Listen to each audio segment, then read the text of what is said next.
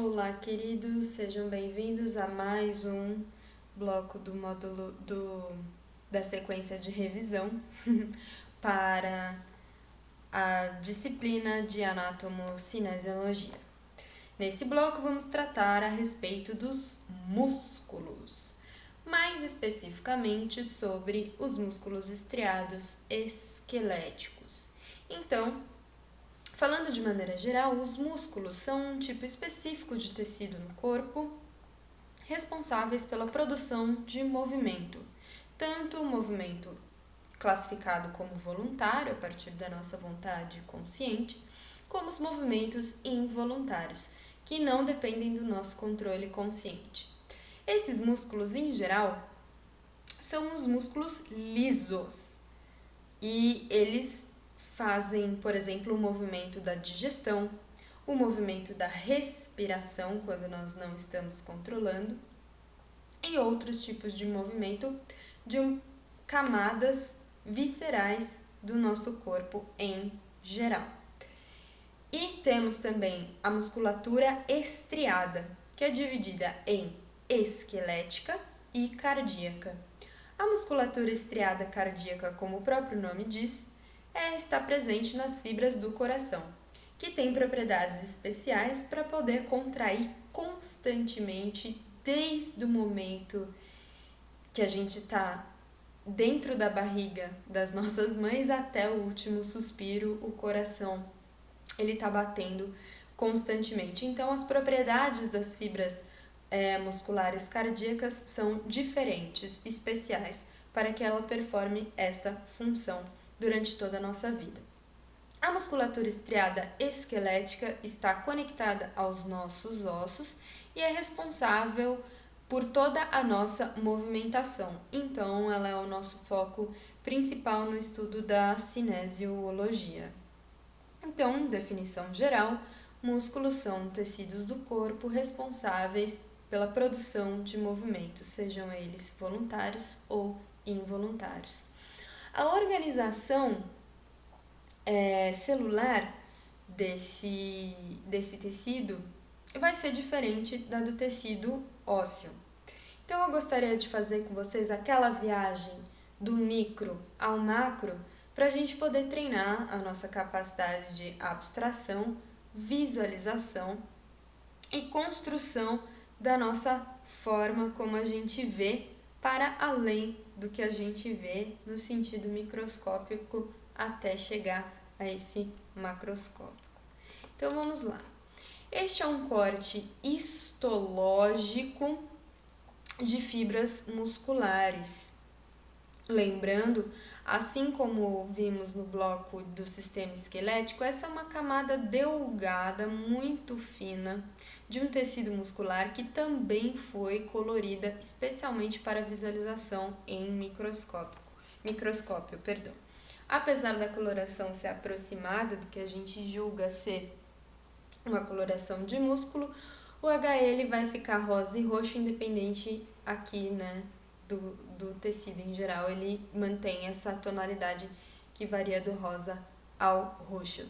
Temos essas bolinhas representadas, são os núcleos das células, aqui fibras vistas de uma perspectiva longitudinal e aqui transversalmente, ou seja, o que aconteceu aqui nesse pedaço de tecido?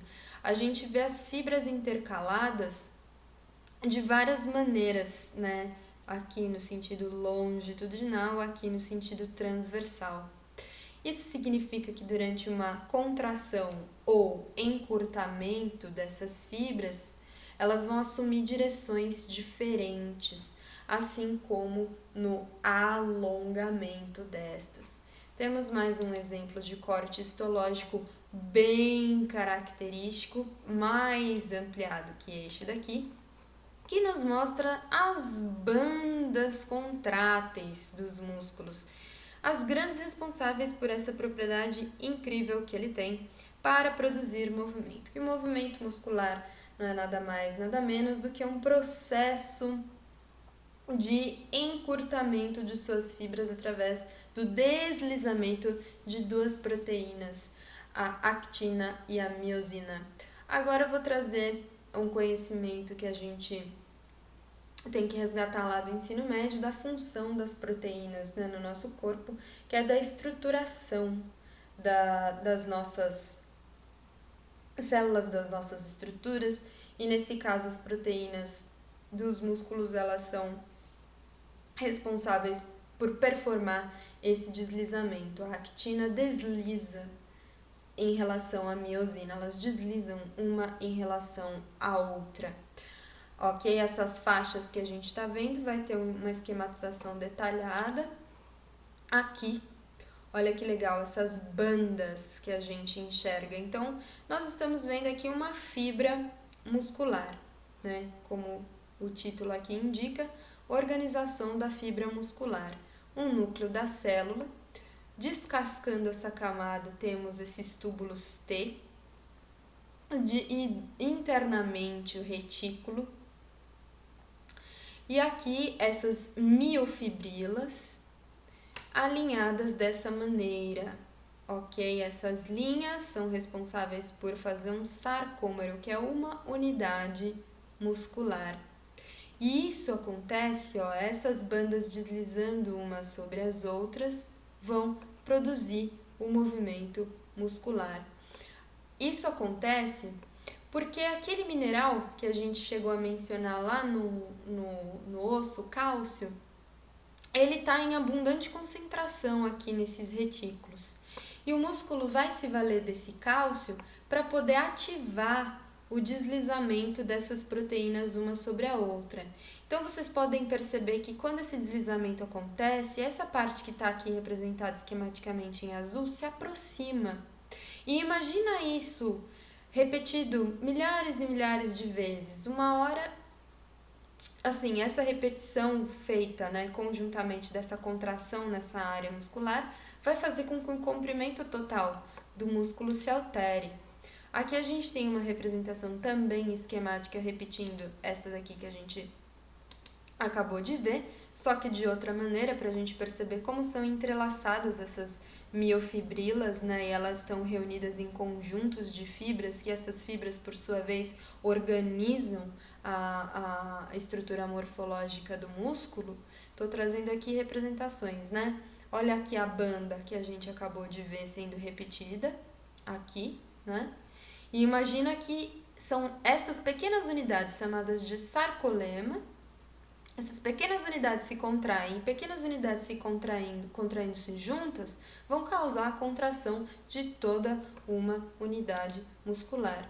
Mais uma representação para a gente ver essa estrutura grande que tem essa menor, essa menor, essa menor, essa menor, como elas se encaixam, como elas se juntam umas nas outras, né? E esse deslizamento, ele é bem tridimensional, né? Imaginem essas camadas deslizando tridimensionalmente umas sobre as outras, né? Não de uma maneira assim tubular, estática, mas de uma maneira orgânica, fluida, porque nós estamos falando de um tecido biológico, né?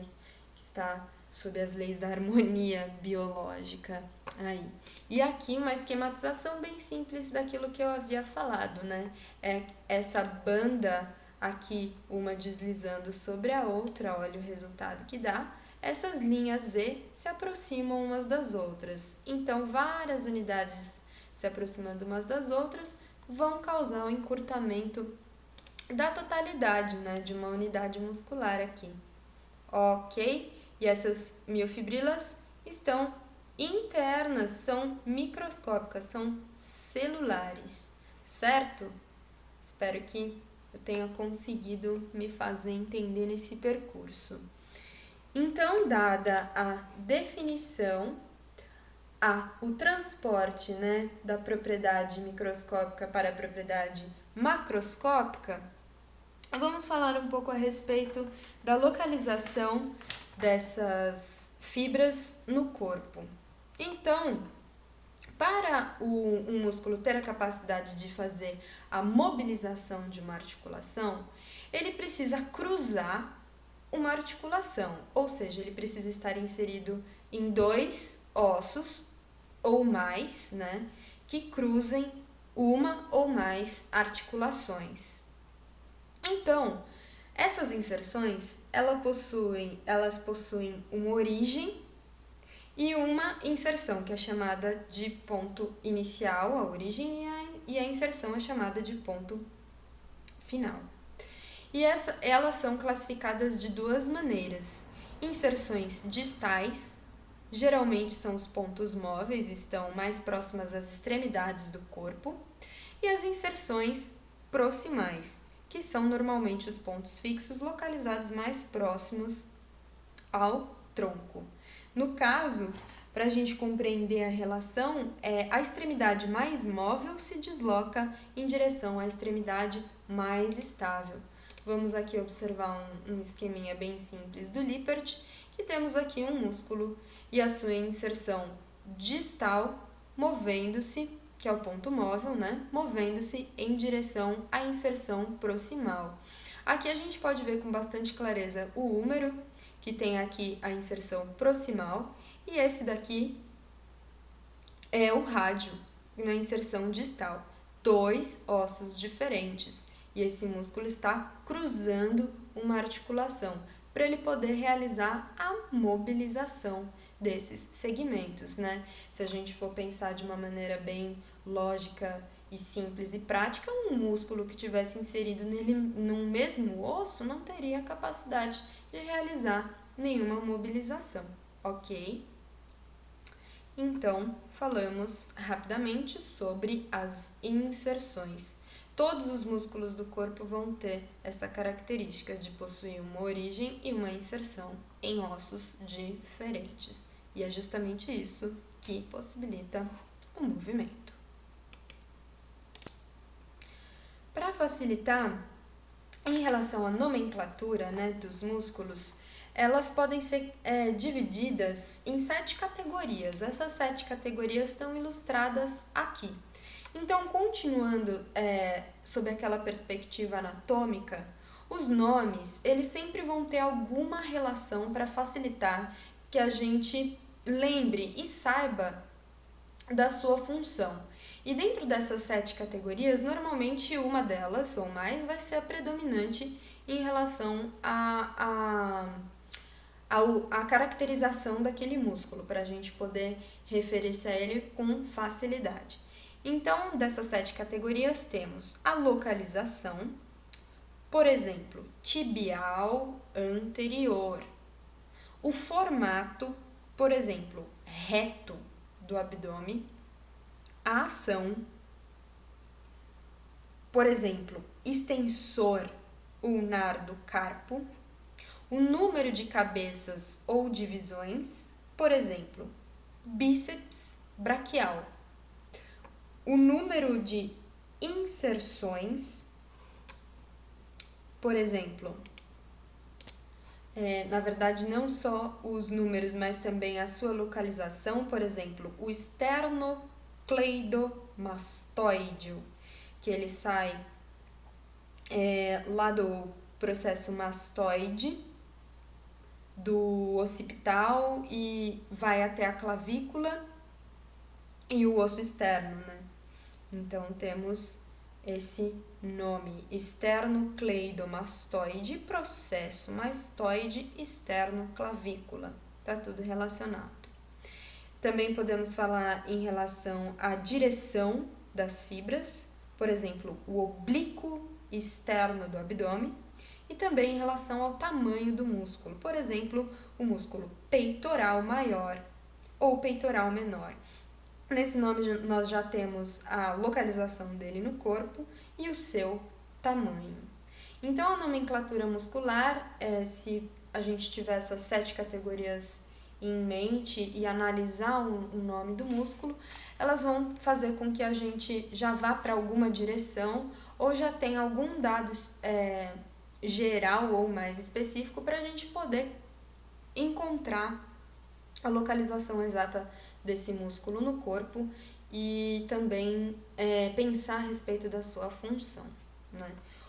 Outra característica importante da morfologia muscular é a disposição das suas fibras, que elas podem ser paralelas ou oblíquas.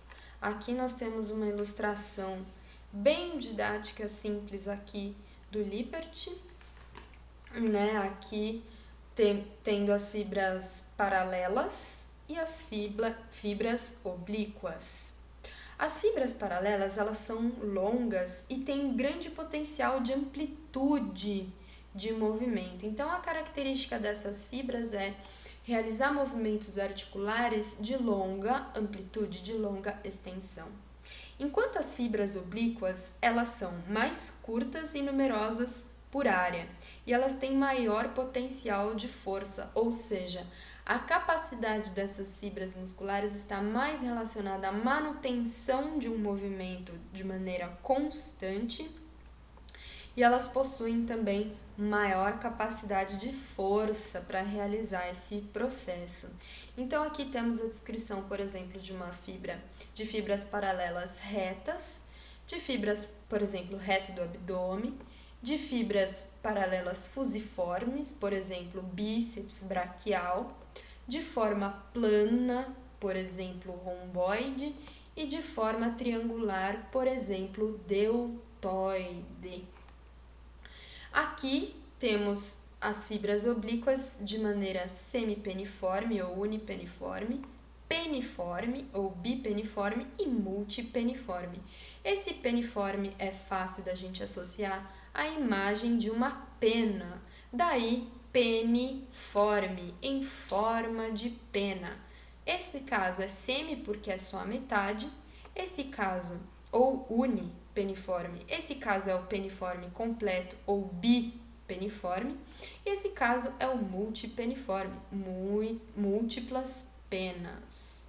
Então, este é o resumo geral, né, da orientação das fibras musculares e das suas características. Por que essa orientação ela causa, né, um resultado diferente, né? Elas estão dispostas diferentemente no espaço, possuem uma agregação fibrosa diferente, né?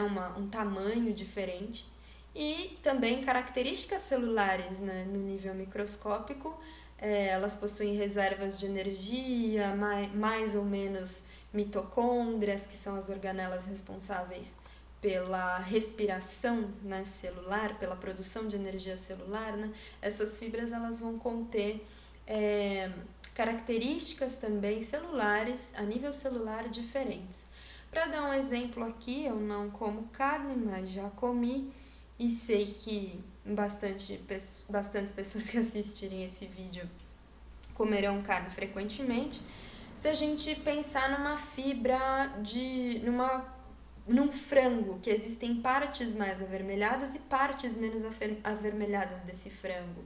Essa característica entre essas partes musculares, elas apontam justamente para isso aqui que a gente está estudando agora, né? Para as propriedades contráteis que são designadas cada fibra, né? Uma fibra mais avermelhada, ela vai estar mais conectada com essas funções aqui, enquanto as menos com essas funções aqui. Certo? Então, seguindo, vamos agora falar sobre as características funcionais. Para abordá-las, a gente estabelece, né, antes de falar sobre essas características, o comprimento normal de repouso, ou CNR, comprimento normal de repouso. Esse comprimento é uma referência para o comprimento muscular sem qualquer estímulo interno ou externo.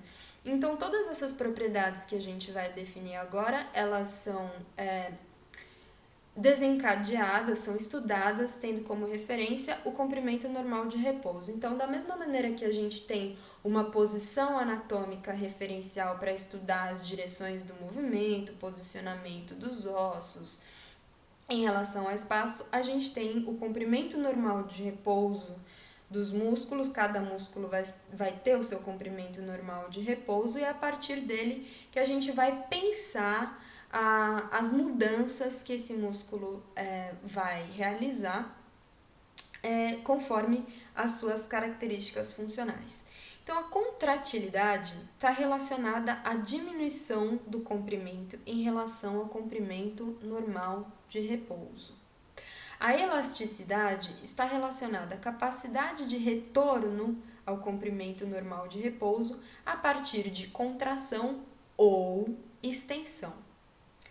A irritabilidade está relacionada à capacidade muscular de resposta a estímulos e a extensibilidade está relacionada ao aumento do comprimento em relação ao comprimento normal de repouso.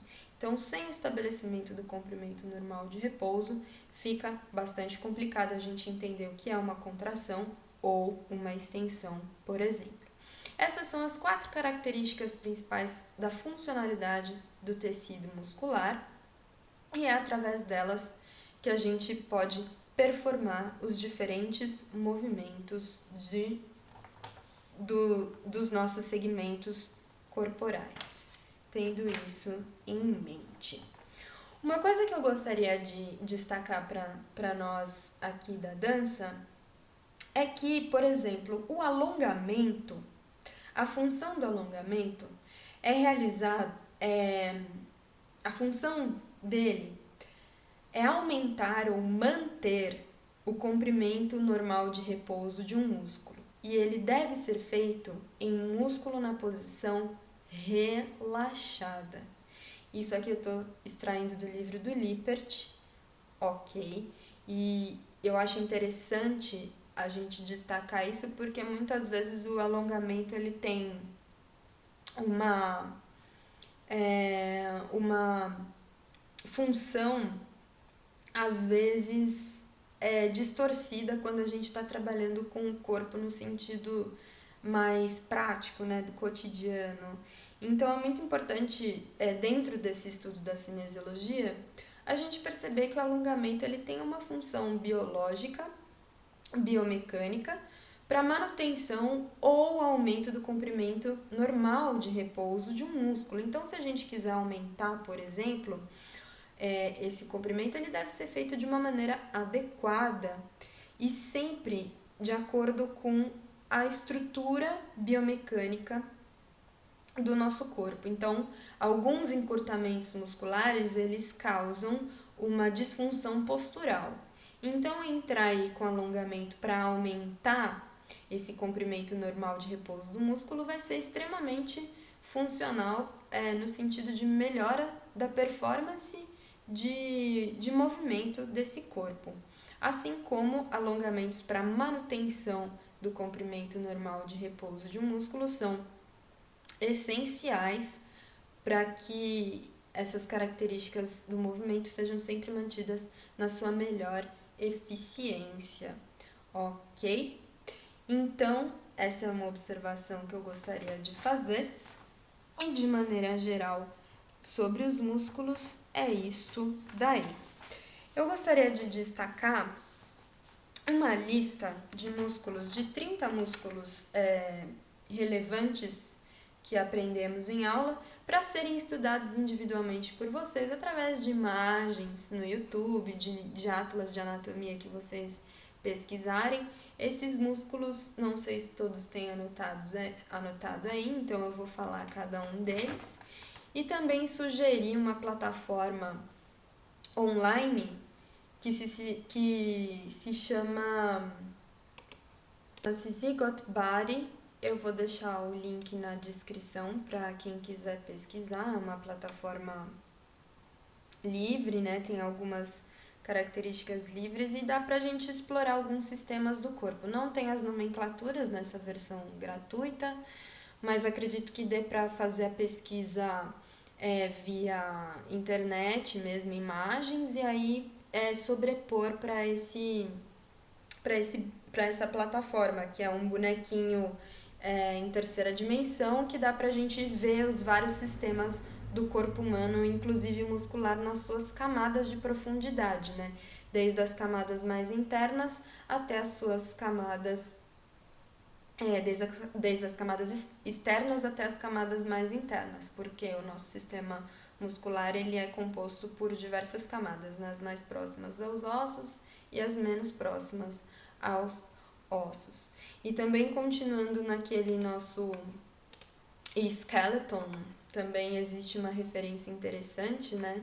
que ele dá das origens e das inserções musculares. Então, aqui, por exemplo, ó, a gente clica aqui para ver a origem de músculos, né? Onde é a origem, o ponto de inserção, aliás, o ponto proximal de alguns músculos do nosso corpo, né?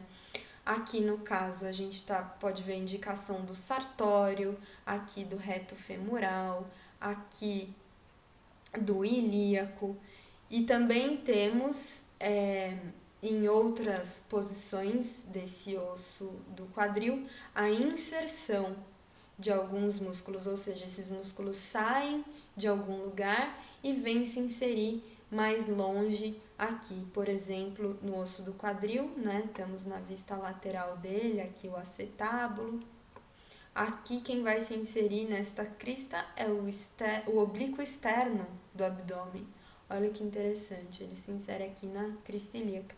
Aqui se insere o reto abdominal, bem na ponta aqui do pubis, né? E também temos a oportunidade de ver a origem de alguns músculos também, como o glúteo médio, glúteo máximo, glúteo mínimo.